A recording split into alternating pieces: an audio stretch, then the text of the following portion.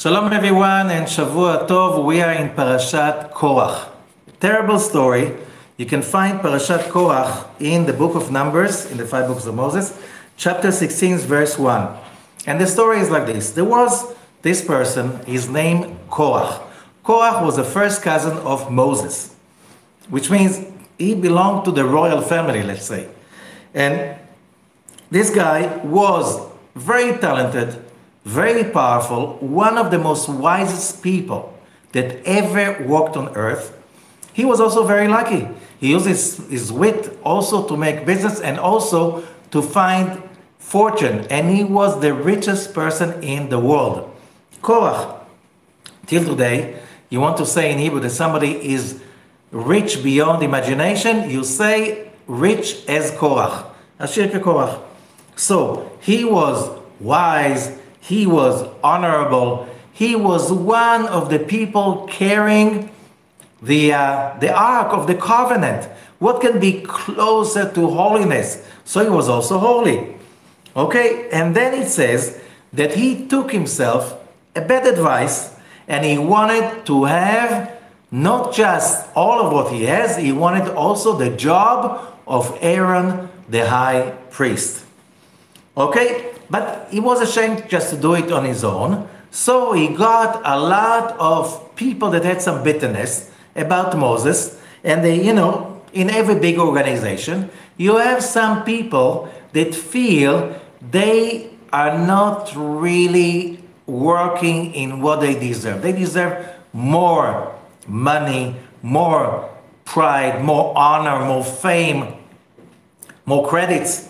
Okay, so he found a whole bunch of these guys, 250, the Torah is very accurate, 250 presidents, really people of name, okay? And he took those people and made a party out of them, and they all came to Moses. Verse 3, Vayikalu al Moshe, and they gathered, congregated on Moses and Aaron, Vayamru alem, and they said to them, Rav lachem, you have enough. You have all the power, share it with us. Everybody is holy. Everybody is equal. And everybody, God is within each one of us equally. Why are you patronizing us? Why are you putting yourself above everybody else? We are all equal.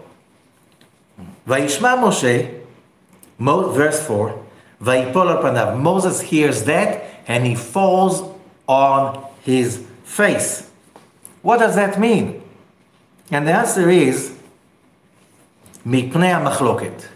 Moses already heard the fight, the dispute, the bitterness. They didn't come with, Moses, we love you, we love these people, we are working for these people, all of us together. Let's sit and brainstorm. And we feel the society, it's time for society to move on to something bigger, something better. Okay? So let's discuss it. No, they came with a riot. They rioted. They wanted, and on the way they didn't care about stepping on anything holy and important. That bothered Moses. He was so much in shock, he fell on his face. And then, and what did he do when he fell? He started to pray. Okay, like, what's wrong with me? Why is it happening to me? Why do I have to see that? But then he realized that they are coming with hate. They are coming with dispute. They're coming with, in order to hurt, not to build. So Moses tells them, you know what? You want to be Kohanim, you want to be the priest? Each one of you has a job. Each one of them was a judge, a president of the tribe. Each one of them, they had offices. Okay? So that's what I'm going to tell you. Each one of you should take a tray, and in the morning, you will offer the incense and God will choose who he wants that will be a Kohen. And it says, so tomorrow we'll have an election. Okay? With every election, each one will bring the offering of the incense to the temple in the tabernacle, and we'll see what happens. Why is it important? Because the last time somebody was not the high priest Aaron who brought offering to the temple or the tabernacle, that was more than a month earlier, more than a year earlier. It was the two sons of Aaron. They ran into the tabernacle in front of the whole nation with the offering of the incense, and they got burnt alive. How come when Moses said that, people didn't say, oh, no, don't do that? They saw them going burnt, and they were the sons of Aaron, not somebody from another tribe, from something out of the family. Okay, what was the result? The result was terrible. The people who brought the incense in the morning after, they got burnt. Korach and his side, and his people that wanted the high priesthood, the earth opened up its mouth and swallowed them up. Did you ever see the mouth of the earth? What a terrible story. The question is, 33 centuries and more later, what's in it for us? What each one of us have to learn from that? And just the point is very simple. Whoever listened to the previous parashot, it's the third time, 1 week after another, that we read about such a mess. Parashat Baalotcha, there was a big mess. The people were complaining, looking for what's wrong about Moses, about being in the desert.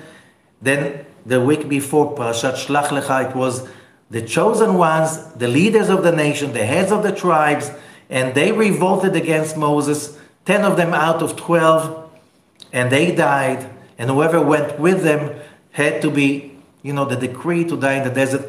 And this week, we have a revolt that is run by Korach. Simply, he wanted the job. Why is that important to us? Because we are now in the month of Sivan, Gemini. What do we know about Geminis? People of the month of Gemini, or Sivan, they're fast thinkers, they're very bright, very good thinkers, very wise. They know a lot about everything, and they have a charm that they can really communicate with people, ideas, and everything you want. Okay? However, there's one problem. It's like sometimes they switch, like Dr. Jekyll and Mr. Hyde. One moment they just speak in the name of world peace and love, and the other moment they are just like really violent, negative, terrible villains. Okay? I'm just exaggerating, but this is the whole thing about moving, that if you know a Gemini, it looks like, who am I talking right now with? It's like it's two of you. That's our twins, two who are one. During the month of Gemini, we are all becoming kind of Geminis. So what's in it? What's the message for us? And the message is very important. One of the major issues in life for every human being is the more knowledge we have, the more options we have. So we think. And that's what humans do. They think. And when we think, we start to get into trouble. I'm not saying you're not supposed to think. But can you imagine how many people have a problem getting married? It's a trauma. How should I know it's the right person? You know what? There are more than 7 billion people on earth. Half of them are from the other gender. Okay? How would I know? How could I find the right person to be my soulmate?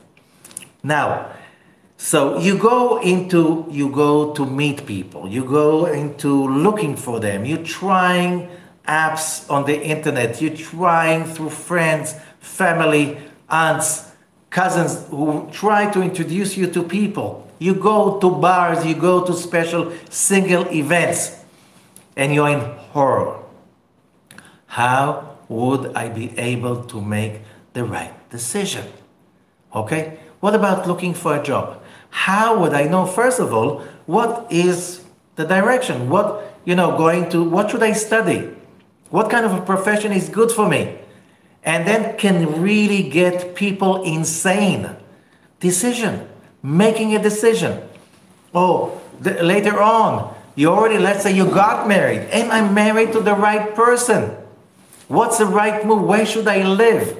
Which house should I buy? You go around and see houses. Should I maybe rent or maybe buy? And where should I invest my money if I have money?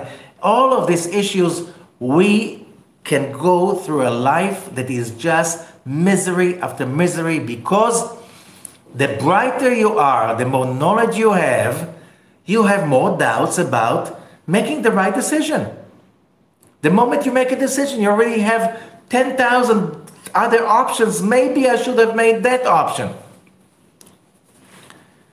How can we make decision? Here is a great person, one of the wisest leaders of the Israelite nation in the desert, and he made a terrible decision.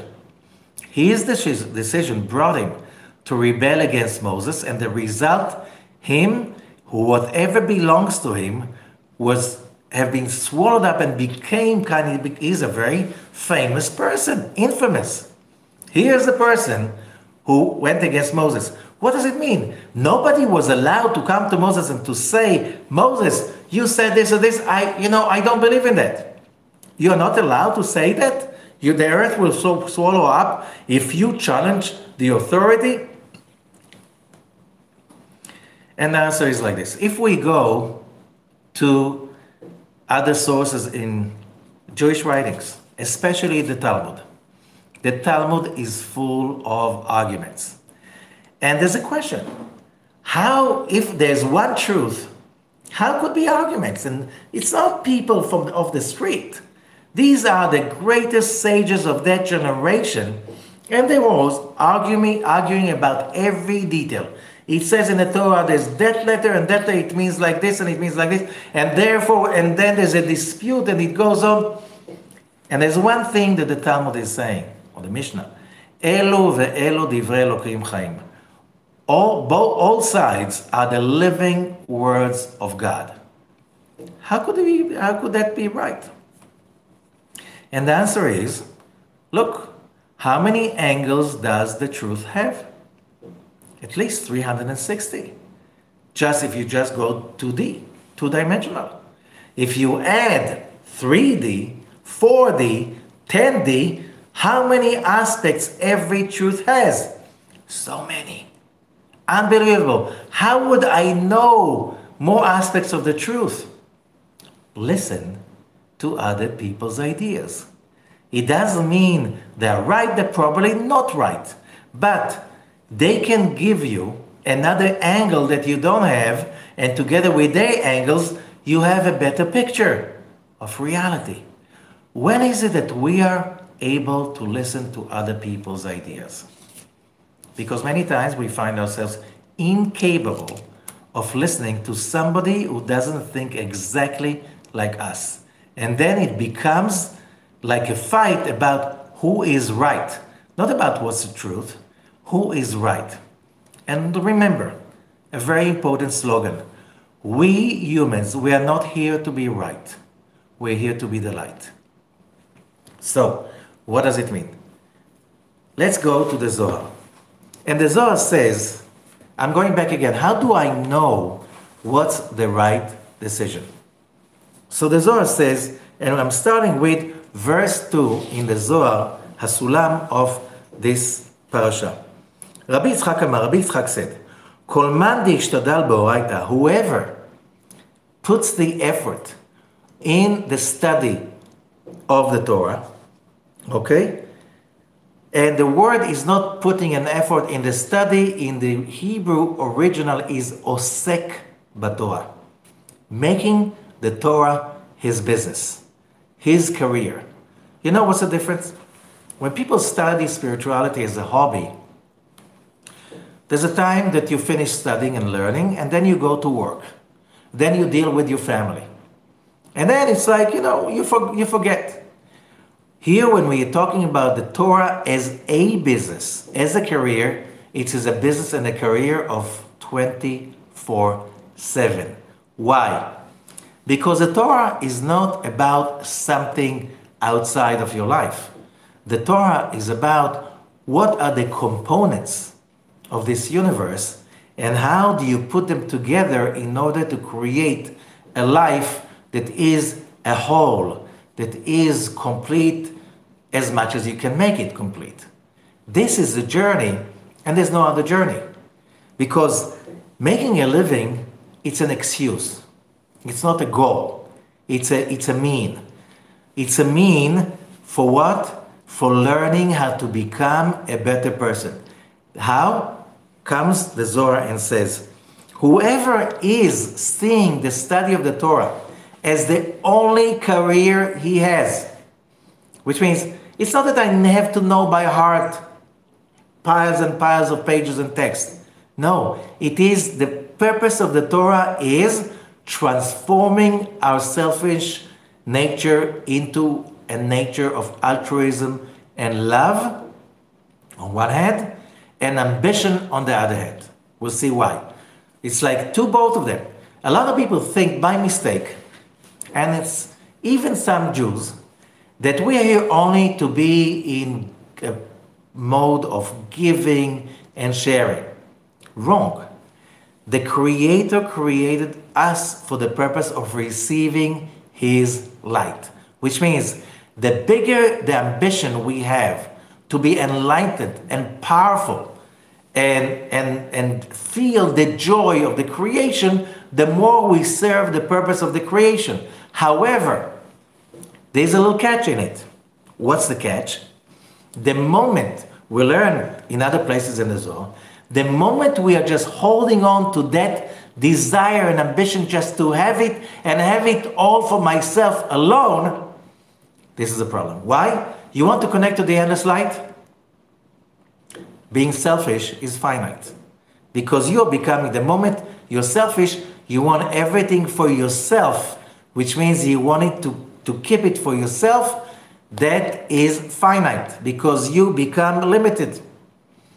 The only way to become unlimited is whatever you want for yourself, you want it also for others, and you realize without the others, you're nothing.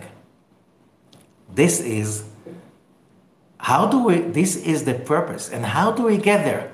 So the Torah is teaching, when you study the Torah for the purpose of transforming and becoming a more giving person on one hand, and a stronger desire and ambition you should have also, because you need both. And again, if you don't have a lot, you cannot give a lot. So, whoever does that, says the Zohar, yesh lo cherut mikol. He has freedom of all. What do I mean freedom? He has total freedom. And what does it mean freedom? Freedom from death. Now what is death? Okay. When we go through fear, I never find a soulmate. I'll always be stuck with that woman or with that man, and they're really not the person to be with. Or I'm stuck in this job and it's killing me. This is death. Death is every time we reach a place of hurt and negativity and we let it take over the whole of our consciousness. This is death, and death is accumulative, says the Zohar. Every time we get insulted. Look at Koraḥ. Why? What was wrong with him? Oh, so the commentators are saying, some of them, he wanted to be nominated as the head of the tribe of Levi. He thought he's the next in line. However, somebody younger was nominated. He was hurt. What happens when we get hurt? We taste the taste of death. Unless Hear what the Zohar says later on. Come and see, that's verse 3 in the Sulam. Aharon u Yamin. Aaron the high priest was a chariot of the right column. What does it mean, a chariot? With his life, he became the high priest because he was the person that worked like no man in history to create love among other people. If there was a poll asking the whole Israelite nation, who could be the person that will bless the nation every day, and if everybody will feel honored to be blessed by him, everybody will say Aaron, Moses' brother. Not because he was Moses' brother, because he was the person that worked like no other person on creating love and unity between a husband and wife, neighbors, families, tribes. That was his life mission. He rose up to the occasion, stepped up to the plate, and he got that job because his actions made him to be a chariot. What do I mean a chariot? To bring in that power of Sfirat Chesed, which is the energy of loving kindness in the universe as a consciousness, and bring it down to the physical earth, to reality. Now, Aaron was the right column. He was Chesed, which means loving kindness in Hebrew. And that the Sephirah. The Levites were the left column. Remember, Aaron was born as a Levite from the tribe of Levi, but he created that power of Chesed, and he turned himself to be the Kohen because his actions brought him to that position. Okay. Korach was a Levite, which means he was a chariot of the left column. We need the left column. Can you light the light bulb just with a plus? No, you need a minus. Okay? Can you have a business just giving service without making money? Of course you need to make money.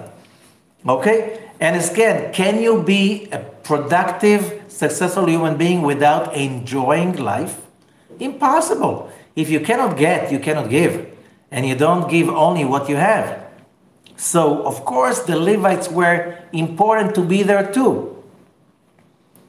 However, if we have passion to enjoy life, the moment this passion is focused on us and us alone, which means I want to get married. Why? I want to be comfortable. I want somebody to love me. Okay, just about me. It's all about the me. What is the problem with being a narcissist, hedonist? What about entitlement? There's one little problem. We were created to receive God's light, pleasure, and happiness. However, there's a problem with the way the universe is wired. There's a law of attraction. Similarities attract.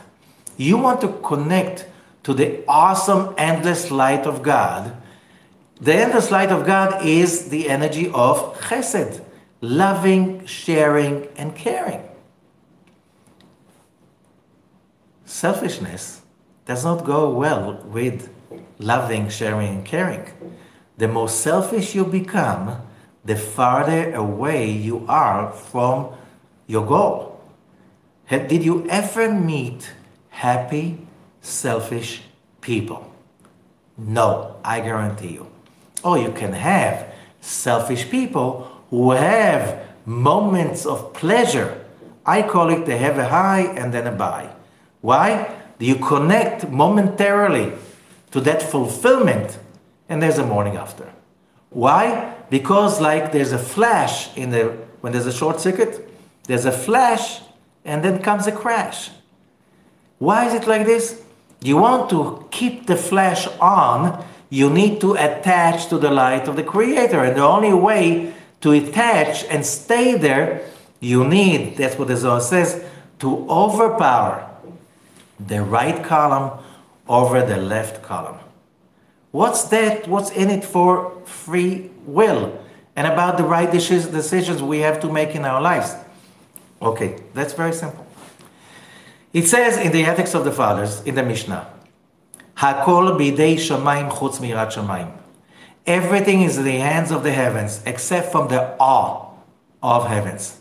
Which means, if anyone thinks that he chooses who to get married to, what business to make, when to make that business, and where to make the business, which house to buy, you are in a great illusion. How many people do you know that when you talk to them, they have a high IQ, they're so brilliant, and they can't make a penny? Do you know people like this? I know. How many people you see that, I don't get it, how the person can live one day without dropping dead, because that guy is he's flying somewhere. And you see, he makes decisions and it comes out right. Okay? Professor Daniel Kahneman, a few years ago, he got the Nobel Prize for proving that when people make decisions connected to the most important stuff, which house to buy, all of these financial important decisions, we're not making any logical decisions. It's all coming from intuition. And you know what? Most of the time, it's a wrong intuition. Why? And I'll explain. The whole story of Korach and last week's, it's about one thing. Our free will is concentrated in the awe of God. What is the awe of God? In Hebrew, the word is yirah. Yirah is coming from the word, it's also like the word ireiyah, sight.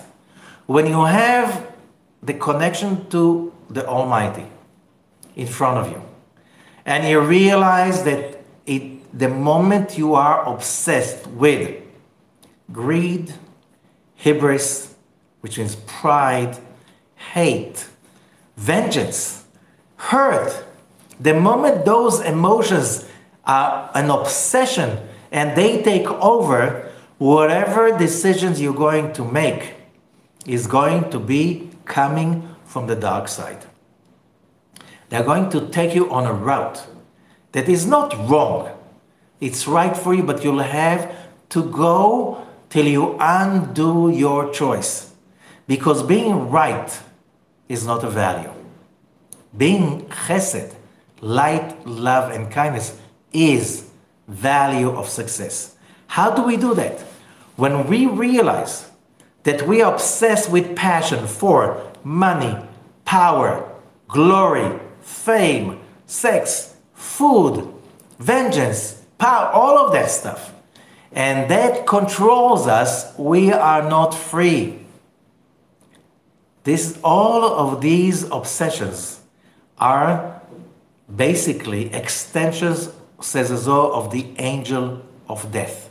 Why? Obsession leads to death.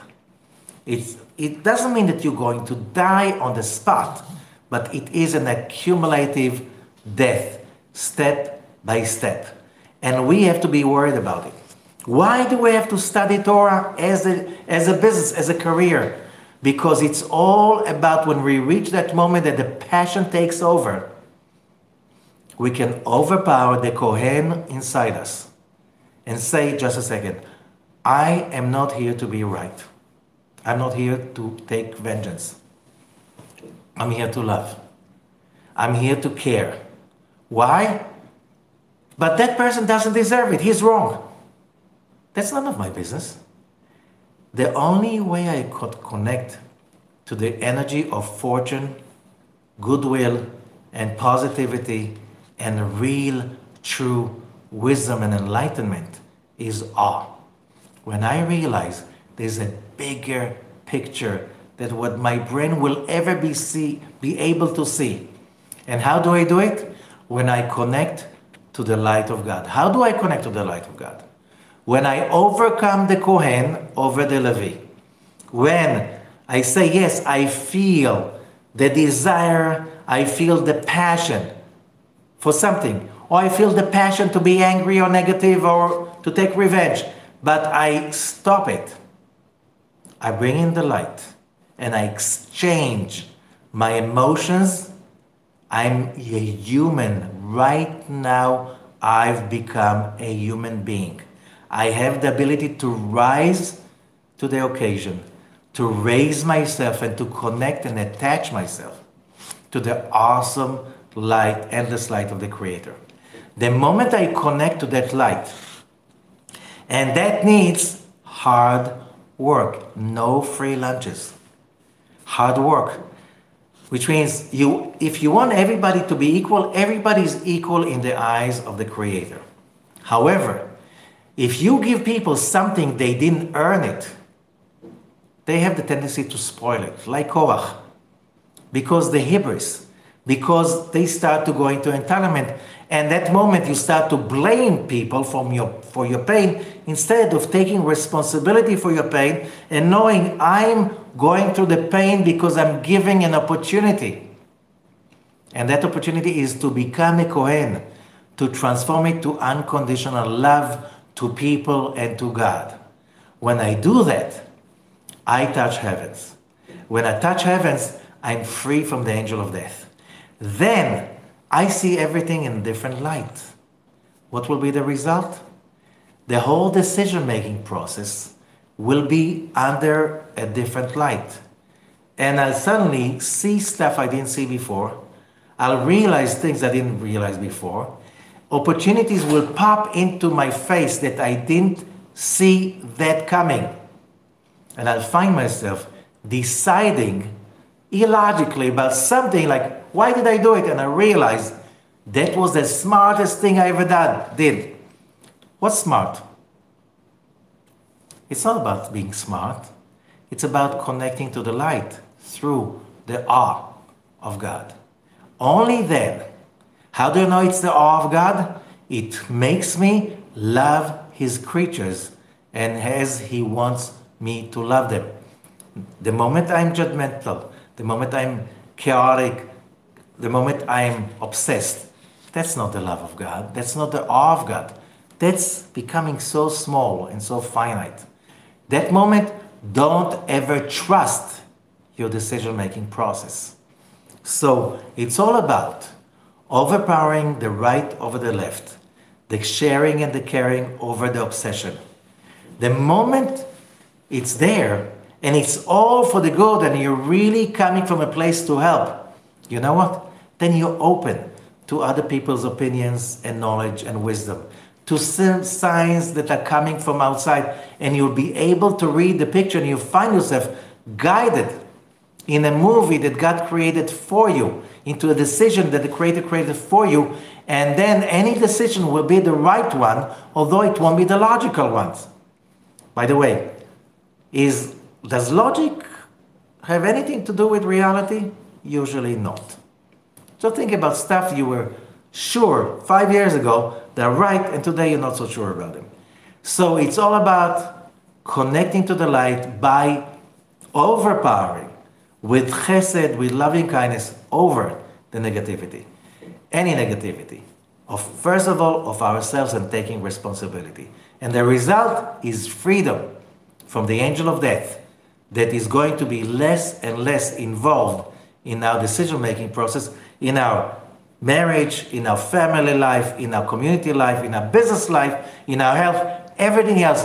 This is the only freedom we can reach and we're supposed to reach. If we don't, the Creator will give us another movie till we do it right. Thank you and have a good week.